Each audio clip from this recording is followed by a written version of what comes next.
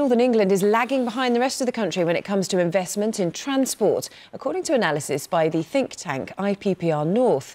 It says spending in London is 2.5 times higher per person, but the government says that figure is misleading. Katie Rickett is at Leeds railway station for us this morning. Morning, Katie. And what about commuters there? Do you think the findings of this will come as a surprise to them this morning? Well, Charlotte, here in Yorkshire, commuters are apparently set to get less than a quarter of what Londoners get when it comes to transport over the coming years.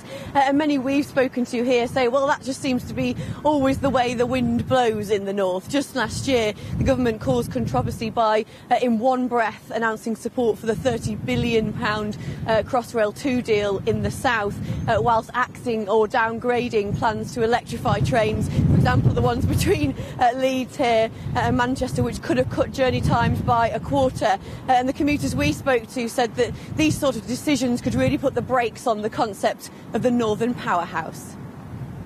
The term powerhouse is certainly not one northern commuters identify with when talking about their transport system.